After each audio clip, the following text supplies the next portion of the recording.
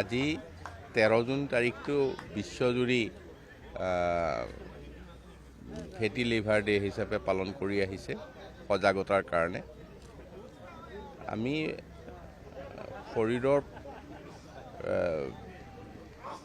কিছুমান অংগ যদি আমি তেওঁলোক মানে ছাপোৰ্ট নকৰোঁ তেতিয়াহ'লে নিজৰ কাৰণেই এইটো অপকাৰ হয়। ঠিক তেনেধৰণে লিভাৰৰ ক্ষেত্ৰত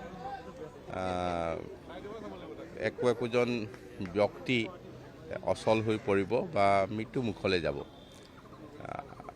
এই বিষয়টো সচেতন মানে আজিৰ দিনত প্ৰায় সচেতন থাকিও আমি অচেতন হৈ যাওঁ, মানে নকৰোঁ, মানে ভুল কৰোঁ। গতিকে সেই কথাখিনি মাজে মাজে ঠিক এনেধৰণে সামূহিকভাৱে সচেতনতাই আমাক সকলোকে আকৌ গোটেই কথাবিলাক মনত পেলাই দিয়ে।